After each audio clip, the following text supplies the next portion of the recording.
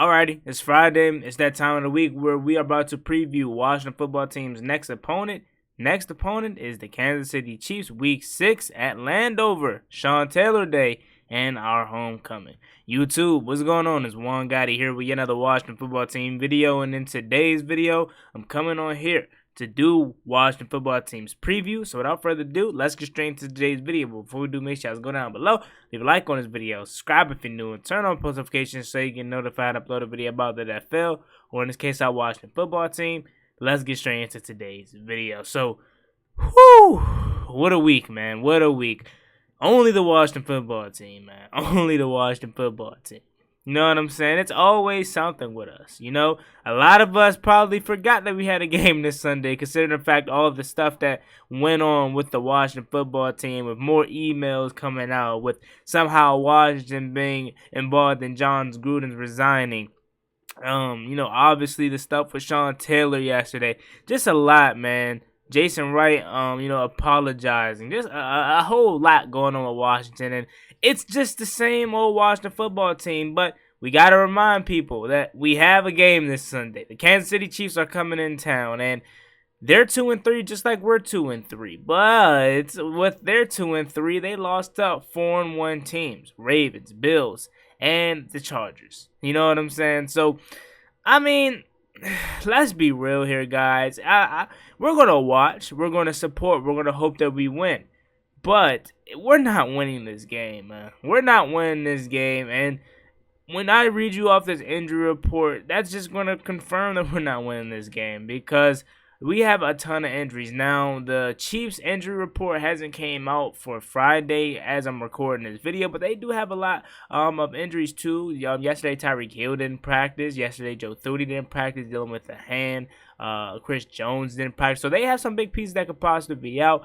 But even if those guys don't play, I would not be surprised if they still dropped 30+ on us, man. We're not winning this game. And I hate to be that fan that's just not going into this game with any confidence, but please tell me, with the first 5 weeks of the NFL season, has they gave us any right to be confident about going up against league MVP and Patrick Mahomes, a team that's always in championship talk? No, they haven't. You know what I'm saying? So, although the Chiefs aren't, they don't seem as high-powered or as dynamic as they once were in the past, they're still really good. And I wouldn't be surprised if they use this game as the game to get them back on track. The Washington football team is not winning this game. I hate to say it, because I want to root for my team. I want to be like, yes, we're going to win this game, but I gotta be real. As much as I would love to, try to say, "Oh, we're gonna win this game, we're gonna do that," it's not in my DNA to be like that. You know what I'm saying? I'm a fan, but I'm also a realist at the end of the day. So, even though I don't have the Washington football team winning this game, we're still going to talk about what the Washington football team could do to win this game. Number one, secondary is gonna have to play their tails off. And when I hear that, I say, yikes. Because Landon Collins, terrible. Bobby McCain hasn't been really that good. Our corners outside of Ben St. Juste hasn't been that good. And Cameron Curl doesn't see the field. So, when I hear the secondary's got to play their tails off, yikes, I don't know about that. I can already envision a Tyreek Hill 50-yard bomb already. Demarcus Robinson bomb. Miko Harmon bomb. I can see it already. But the secondary's going to have to play lights out.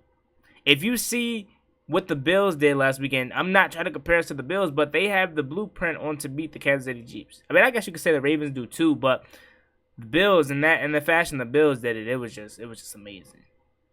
But the Bills, yeah, they got pressure on Patrick Mahomes. They made him uncomfortable, but that secondary was pretty much locked down. With Trey White at corner, with Jordan Poyer and Micah Hyde at the safety position, who are, if not one of the best safety tandems in the NFL. So this secondary's got to play lights out. If I'm Jack Del Rio, and he's not going to do this, but if I'm Jack Del Rio, run it back last year. Remember last year down the stretch when in Week 7 Landon Collins got hurt, Cameron Curl came in, but then down the stretch of the season, it was Cam Curl and DeShazer Everett, and that back end was playing lights out. Run it back with them two, man. Landon Collins is terrible. You guys know I hate Landon Collins. I cannot wait till the day we cut him. He is terrible. DeShazer Everett, Cam Curl, give me them again. If you don't want to give me DeShazer Everett, give me Jeremy Reeves. Because even when DeShazer Everett went down late in the season, Jeremy Reeves stepped in and played really, really good. So give me one of those guys. I don't want to see Bobby McCain. I don't want to see Landon Collins. You know what I'm saying? Bobby McCain, man, I really thought you were gonna be something. And you can still change it around. You're not there on the Landon Collins, spectrum right now. Because Landon Collins is just terrible. I hate him. We're paying him too much money to play like a bum. He needs to get out of here. But Bobby McCain, you haven't played up to my expectations. You know what I'm saying?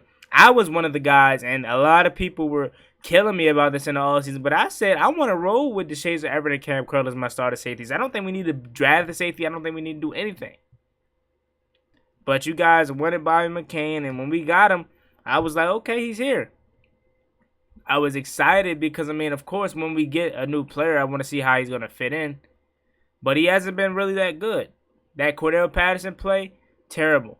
Taking bad angles, you know what I'm saying? Just poor eye discipline. And these were with all our safeties, not named Cameron Curl. So, secondary's got to play lights out, man. That's point blank, period. Second key, we got to find a way to slow down Tyreek Hill. The reason why I say that is, again, the Bills. They found a way to slow down Tyreek Hill. You know what I'm saying? And out of their two weapons, I would very much prefer Travis Kelce to kill us underneath than to have multiple deep shots to Tyreek Hill. So whatever you got to do some double coverage, do whatever you got to do to slow down Tyreek Hill, try to get in his head. Do whatever you got to do to slow down Tyreek Hill. He's already dealing with the quad injury, so he should be a little banged up. So just don't let Tyreek Hill get comfortable, because if he do, it's going to be a long day. It's already going to be a long day. I don't even know why I'm pretending like he's not going to go off. He's going to go off. But for the sake of having hope, that's what we're going to have to do if we want to slow down Tyreek Hill. You know what I'm saying? Even though this is probably setting you up for failure, William Jackson or Kendall Fuller, I would press Tyreek Hill. And the reason why I say that is because I don't want him to get in his route. I don't want him to get in his stride. I don't want him to have a good release off the line, because then that's when he's going to kill you with his route running. If you press him and you hand fight with him, you don't give him a smooth transition in his release, then you could have some struggles from Tyreek Hill, and that can allow you to be all over him and possibly break up a pass, force an incompletion, and maybe even get an interception. Who knows? But just don't let Tyreek Hill get comfortable. Don't let this team beat you deep. Even though I know they are, don't let them do it. That goes for Tyreek Hill, Mecole Hardman, Byron Pringle, all their receivers. I just said his name too. I forgot. It's not Deontay Johnson. It's I forgot his name. I literally just said it. Demarcus Robinson. That's his name. Don't let them beat you deep, because they all are burners. Moving on to the next key, and this is the most obvious one here. Get pressure on Patrick Mahomes. Easier said than done, but Patrick Mahomes has turned the ball over at a high eclipse this year. He has turned threw more interceptions ever in his career, and we're only in week 5. So he wants to turn over the ball. 6 interceptions, and that's crazy to think that this is the most interceptions he's ever had in a season. And he's already at that total. So let's force him into some interceptions. Let's try to hit him. Let's try to make him cough up the ball. Chase Young, I like what I saw last weekend, and he was working against Ryan Ramczyk, who's one of the better right tackles in all of football. So it ain't like he was going up against no bump. So if Joe Thuney's going to be out, or if anybody on that offensive line is going to be out, they could be in for some trouble. I like Chase lining up on that right side too, going over the right tackle. I like him on that side. I like him on the right tackle side, so that's the left side for the defensive line. I like that.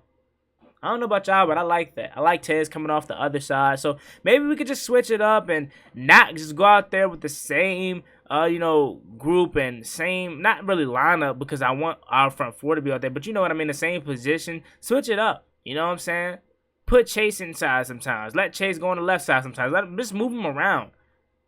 You know what I'm saying? To throw the offensive light off. So we got to get pressure on Patrick Mahomes. And that's easier said than done, obviously. Keep him in the pocket, though. That's my biggest thing. Because even though he isn't no Lamar Jackson, Kyler Murray, or anything, when he gets out of the pocket, man, he can be lethal because he'll hit you with a no-look pass. He'll just find a way to shovel it. Like you remember Carson Wentz a couple years ago where he would just kill us, man. And from the standpoint of we think we have a sack and he'll either break it out or break out of it, or he'll just find a way to get rid of the ball for 5-6 yards, something like that. That is what Patrick Mahomes is gonna do to us. We're going to think we have him down. Then he's going to somehow shovel pass it to Travis Kelce, or he's going to somehow throw a no-look pass, or just something crazy is going to happen.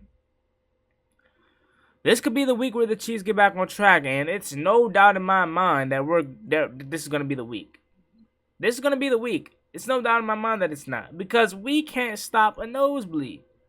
Although last week was our best defensive performance from the D-line, the secondary was still terrible. We still gave up 33 points. So, I don't see a way we can stop that offense. Moving on to our offense versus their defense. Keys. Taylor Heinicke, you got to take care of the ball. You got to take care of the ball. That's key number one. Last week, you really put us in a hole, and I'm still pissed off about that because we should have won that game handedly. You put us in a hole. That interception to Curtis Samuel is dumb. It's a stupid decision. Because we had 3 points secured in our pocket, if anything. And you throw that interception. Second interception you threw, I want to say it was to DeAndre Carter. It was a terrible ball again. And another interception. Can't have that. Although this defense for the Chiefs has been terrible, and I think they're able to get scored on, they still have some ball hawks in that secondary, i.e. Tyrann Mathieu. The Jarius Sneed is a solid corner. So, the only way I see Washington winning this game is if we have a shootout with Patrick Mahomes, and that's not going to end well. We need 38 points minimum to keep up with them, and that still might not be enough. So we need a big day from this team in general. Offense, special teams, defense. So moving on to my second key, gash them in the run game. I felt like Antonio Gibson was having a solid day last week, and we kind of went away from the run game a little bit. I want to see them run the ball a lot more, especially with them possibly missing their best pass rusher, their best interior force, their best defensive lineman, possibly their best defensive player. I know Tyrann Mathieu might have something to say about that, but possibly their best defensive player and Chris Jones. Run the ball. They can't stop the run. Their defense is terrible, man. We can exploit them. But now, I don't have 3 offensive keys. Those are just my 2 main keys. Last thing I want to talk about is the injury report.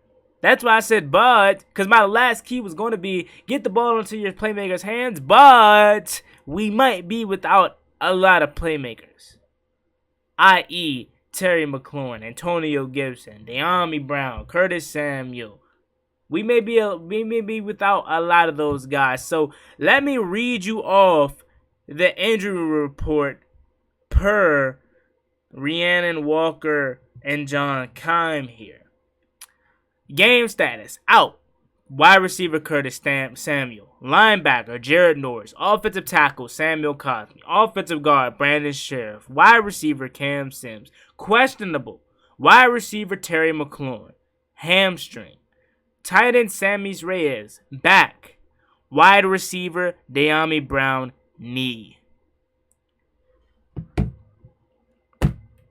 If you thought we were screwed, if you didn't think we were screwed before, we're screwed now. If Terry McLaurin can't play, we lost. We already lost, but if Terry can't go, that's just confirming it. That's just confirming it. So we got to get ready to possibly see Dax Milne, DeAndre Carter, Antonio Gandy Golden. We got to see. It's going to be ugly if Terry can't go. And even if Terry can't go, it's still going to be ugly. Hopefully, Terry can go. I think he will. And hopefully, De'Ami Brown can go. I think he will because he participated in practice all week. So I think we may be good, but these guys are nicked up. That's one guy that I didn't want to see on the injury report was Terry McLaurin, man. And it sucks. It sucks because this wide receiver room is heavily injured right now. But yeah, man, there you have it. That is my preview for Week 6. Hopefully I'm wrong. You guys know I will be streaming the game, so make sure you guys come to the latest Watch the Football Team live stream, play-by-play, and come turn up with your boy. Do it for Sean, man. Do it for 2-1. Spam it up in the comment section. Hashtag do it for 2-1. And we're wearing our homecoming jerseys. Man, Washington screwed this thing up. How are you going to pick this game out of all games to make it your homecoming and to make it the retiring jersey of Sean Taylor? Only Washington, man. Only Washington. As always, me, boy, one guy. Like, comment, subscribe, help to watch the football team. See you guys Sunday. I'm out. Peace. Cost me one time, that's gonna get you pop. Get you pop, get you drop. Slide on the one where they get you lost on.